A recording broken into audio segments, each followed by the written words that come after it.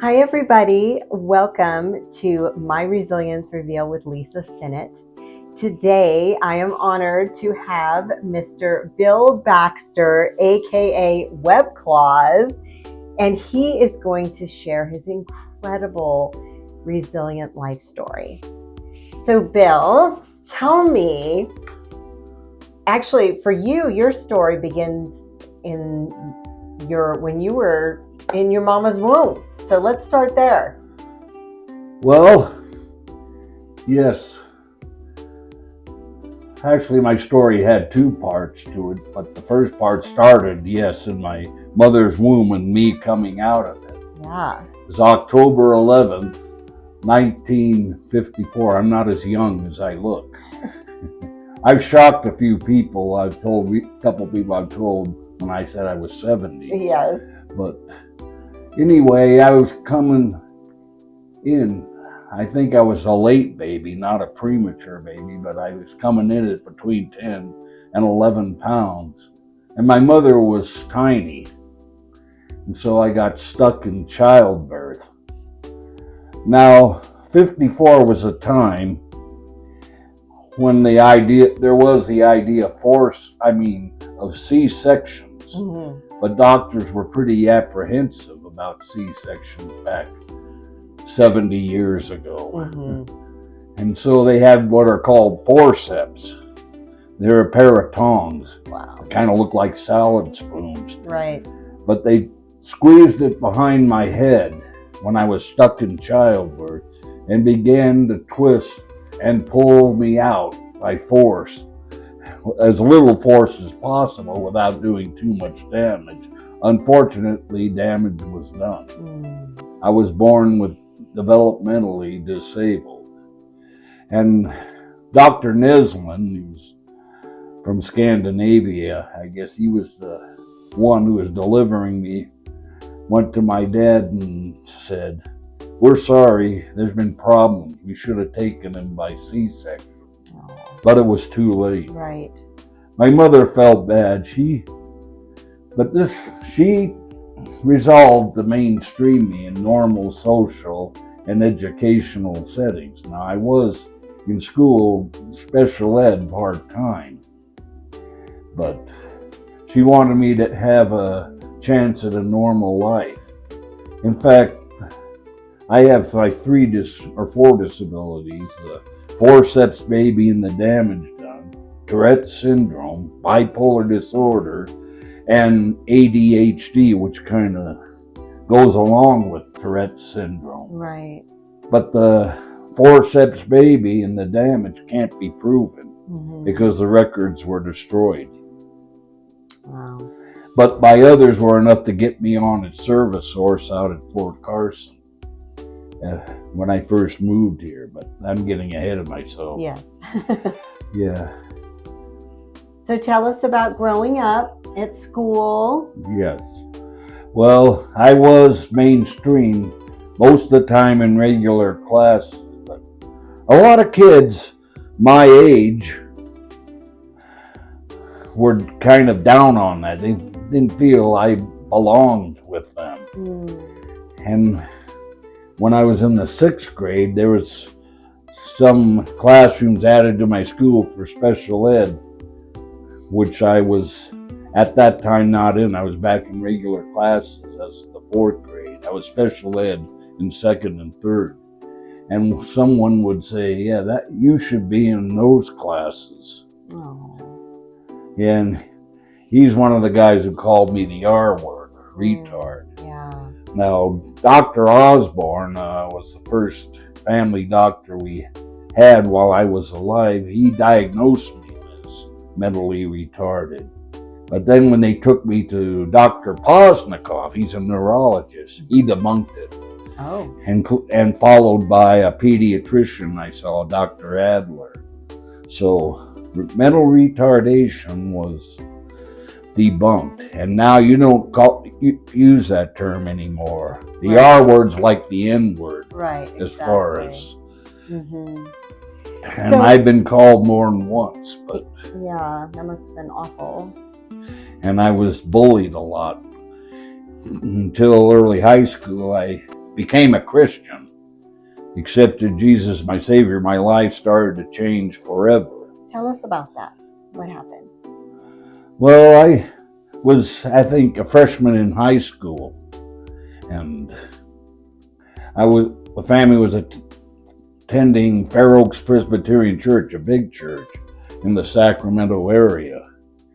And I saw a lot of love. I mean, they accepted me more than other kids. Mm-hmm. I guess the love was probably what I would explain as the love of Jesus in their lives. Yes. And I think that's what kind of drew me toward Christianity. The kindness.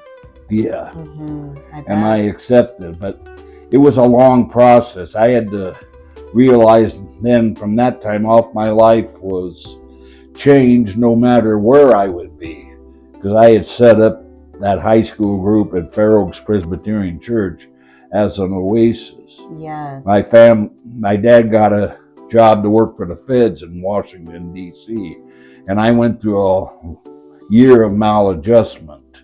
Mm. I attended a school called Northwood High School, Mm-hmm. but then we were renting a house. Then they bought a house in Rockville, Maryland, where I'd be going to a new school. And I realized to start making the best of my school, I was going to really make a go of things here, not feel sorry for myself, act defeated. And a wrestling coach asked me to be the team manager, varsity manager for the varsity and JV wrestling. Oh, that's fun. And the track and football coach liked what I was doing, and he recruited me for the track manager and varsity football manager. Wow, what an honor. And the football coach liked me a lot. Yeah. I guess a lot of the athletes at school saw that. They looked up to him. So my life was never the same again. Oh, that's wonderful. Because at the spring banquet, after I had accepted the position varsity football manager, the coach announced at a awards banquet that, because Thomas S. Wooten High School was only 4 years old. Mm-hmm. This was in a new housing tract. It's over 50 years now. Yeah. But wow. So you graduated high school having a pretty good resume with all of that help that you did with all the sports. Yeah, I was a varsity 3 letterman as a manager, which Coach Loudenberg, the head coach, announced that I was the first manager to become a varsity 3 letterman in the history of the school. Wow, that's so that went over well. Yes. And then when I went into football season and my senior year in high school, like I say, my life was never the same. I was hanging out with jocks and cheerleaders and all. Yes. It was a big turnaround from what my life was before. Right, exactly. So did you go to college? Yeah, and that's another thing. One of my advisors there said, "You're not college material." I was at Wooten part-time special ed there too. Yeah. But I was on a roll by that time. At least socially I was. Yes, exactly. And was named the most improved student in the class of 74, but because I was part-time special ed, I didn't have a class rank. But and my advisor, who was a special ed teacher, said, "You need to tell your son he's not fit for college." And my mother said, "I will not. Right. If he wants to go to college, I'm going to let him." Yes. Go Mama Bear. Oh, that's wonderful. Well, I did. The first quarter I was there, I was on the president's list. That's the honor roll. I had a B average. Wow. But, go Bill. But that was when we were in the Bay Area. My dad didn't like working with the federal government. He went back to the California Department of Fish and Game. Mm-hmm. He was a marine biologist. Okay. And in college, I lived in the Bay Area, in San Francisco Bay Area, in Fremont, California. Yes. I attended Ohlone College and made the president's list a couple times. Well, I went there for 3 years, put 2 years into 3 years, but I got an AA liberal arts in June of 1977, transferred to California State University, Hayward, California. Hayward, yes. Now it's East Bay. Yeah. In August 1979, got a Bachelor of Science. Oh my goodness, that's amazing. I wish you'd gone back to that teacher or the counselor or whoever said. He meant well. Yeah, well, I would have loved to have been a fly on the wall when you I think I told him. I think he found out. Good. I thought I was going to see him at the reunion I attended on Zoom. That was my 50-year reunion. Oh, okay. And I didn't see him there. Oh. But I saw, one of the football coaches. Now, Coach Loudenberg has passed away. He was 92, though, when he did. Wow. Full life. And I said, I was talking to Coach Ross, one of his assistants. Yeah. He's 80 now, And I said, well, he lived to be in his 90s. He outlived a lot of the teachers and all that. And he said, yeah, he was a tough old bird. Oh, that's so great. Okay, so you got your degree, and everyone knows. But I knew that my life was changed no matter where I was. Yes. So tell us, because you're a singer. Yeah. When did you start singing? Well, see, I was also an alto saxophone player in the band I had learned in junior high school. I was in the advanced band at junior high, and a lot of people didn't relish my being in the advanced band. I was bullied there a lot. And so I was in the high school band at Thomas S. Wooten, but I had started developing an interest in singing. I sang in the Thomas S. Wooten concert choir. They gave out music letters, and I got 2 each for band and choir. Wow. So you got a lot of letters. And then in Ohlone College, I was in the college course, and I was also in the Ohlone College Chamber Singers. Wow. Which is like the Madrigals or Cream of the Crop of the school. Or how fun. Yeah. So when did you start writing? And then after that, after college, I discovered the potential for a soloist. And I started to take professional lessons, mostly from an opera singer. And I took those under different teachers for 10 years in the 80s. Started doing solos in public. I sang in the Master Chorale of Orange County for 3 years. I was in an opera once. What a full life. And then later years I did the national anthem at events. And from 2005 to about 2020, I did professional sports national anthem. Wonderful. And became a recorded artist eventually. Yes. Okay, so tell us about the writing, because you've written so many different books, poems too, right? Yeah, English and writing were not my subject. In high school, I'd get F's or something because it was badly written. Right. But in Toastmasters, I joined in November 1990. I soon learned I had a gift for short stories, particularly tall tales and fictional stories. Okay. And children's stories. I won a lot of speech awards. Yeah.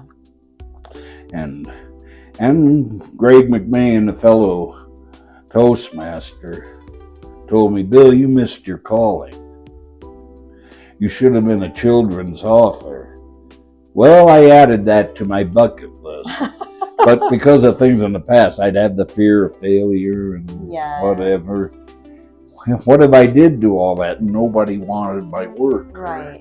Yeah. No, I didn't realize they had self-publishing for free now on Amazon. Nowadays, but back in the 80s, they certainly did not. And the 70s too. Yeah. But Yeah, where was I? I got lost all the So time. you're gonna start writing. So, well, I procrastinated because for a lot of reasons, people procrastinate. One of them thinking you got the rest of your life ahead of you. Mm-hmm.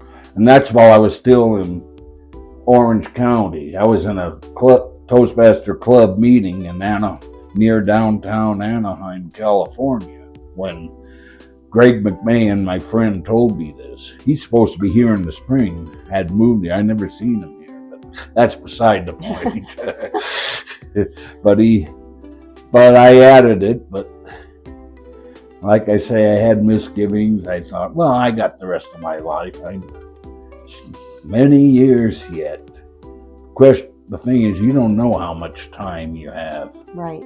And the procrastination went on well past after I left Orange County and moved to Colorado Springs. Okay. About 6 years. And, Mm-hmm. well, something happened on July 9th, 2016. You know, I was already having trouble breathing a lot. It was very shallow. Right. I went to the doctor. He checked out my heart, which had a clean bill of health. So I thought, whatever this is, it wasn't my heart. Whatever this is, it'll pass. But on that morning, July 9, 2016, I think that one of the doctors said I'd had a massive pulmonary embolism. Oh, wow. I became very weak in the shower and staggered out, sat down on the toilet, and passed out. I fell forward and hit my head against the wall. I was already out cold. But my niece found me there on the floor. If she hadn't been there that day, I wouldn't be sitting here now. Right. Yes. But Wow. So that was a life-altering experience. Yeah. After I spent a night in ICU in a coma and survived, which I later realized was only through divine intervention, I was thinking, how much time do I really have? You know, I had overcome a lot of bullying and my disabilities and achieved a lot and inspired a lot of people with that. But if I had died in the ER that day, that would have died with me. And that's a legacy that should be left behind. That's right. And one way you do that is to write books. Yes. And that's what I knew what I needed to do, what I had to do. Wow. So you left the hospital knowing, okay, I'm going to Well, after that. Yeah. I didn't write till several months, I think, start writing after I was released. Yeah. And Web Tales was published in May 2nd, 2018 as an ebook, then later in July as a paperback. James Devine helped me to do that. Wonderful. He also helped me with my records. That's great. Because he had books published with Kindle Direct Publishing. And seeing how easy it was, I kind of said, why stop there? And I've been publishing, taking stuff off my website, throwing them into books, you know. I even took a lot of my stories from Web Tales and made individual children's storybooks out of them. I made a few ABC books. I had one colors tutorial and one tutorial on the Civil War in a nutshell. I think I even showed that one science book about dangerous snakes and arachnids, spiders, you know, in Colorado. Yeah. So how can people find your books? What's it under? It's Amazon.com. Amazon has its own bookstore. And I'm under William Edwin Baxter. Okay. Now you can find my musical records, which came later, under William E. Baxter on Amazon Music, digital music. Oh, neat. Okay. So I would like you to look at the camera and tell people if they are going through a similar situation like you went through growing up, or if they're a parent of a child who's going through a similar situation, what advice would you give?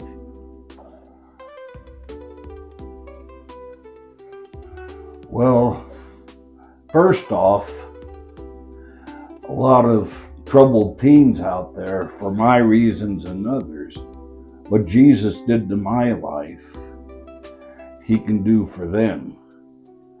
And all they have to do is invite Jesus into their hearts as their Lord and Savior. And their life will never be the same. But unlike me, don't take too much time realizing that your life's been changed no matter what. I had to take a few years on that one. From time I was in Sacramento to when I went through a rough year, my sophomore year at Northwood, and then finally a lot came to me while I was at Thomas S. Wooten, which became my alma mater and college. And also, don't let all this defeat you in life. I'm a self-advocate, and self-advocate is someone who speaks for himself. And I try to do that not through my words, but through my actions. By not letting all the bullies that I had, the naysayers and prejudice, defeat me in life. But I can continue to go above and beyond these disabilities by accomplishing great things for me which were often expected by entrepreneurs, not by a self-advocate like me. In doing that, I inspired a whole lot of people. Yes. And so will you. I love that. If you remember, when they hurl prejudice at you, and if you're disabled, they call you the R word. They're in the wrong, not you. Yes. Don't let it affect your self-worth and who you are and who God called you to be.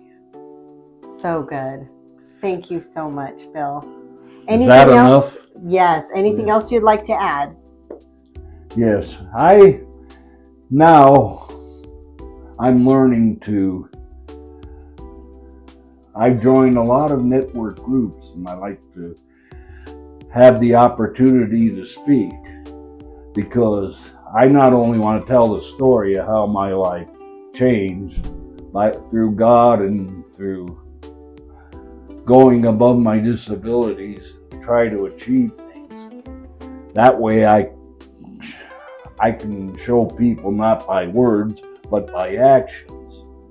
I love it. But I'm not just showing you, hey, looky what I have done. Another reason I do it is look at what you can do. You can do the very same thing by going above your disabilities, by not letting things slow you down. And life is a race, I heard. And the race that you run, hurdles, you might say, are the very things that can slow you down if you let them. They could be fear of failure, being bullied in the past, naysayers, uncertainty. In fact, I was in a running race once. I tried to take off my sweat tops, and I was in the Santa Ana wind, Southern California. Oh, no. It slowed me down. I was in dead last. But I've used that as an illustration about my life. See, not only hurdles are the things that slow you down. I talked about it in terms of sweat tops. Mm-hmm. It's like self-doubt, yes. Fear of failure, right. Past bullies, the negative feelings you have towards yourself because you listen to them, yes. Too much. Those are all sweat tops. Throw off those sweat tops. Oh, I love that. And run your life, yes. With perseverance. Go above and beyond, as I said in speeches, and cross that finish line. Oh, I love it. Bill Baxter, everyone, inspiring and bringing hope to everyone in this beautiful world that we live in. Thank you so much, Bill, for coming today. My pleasure.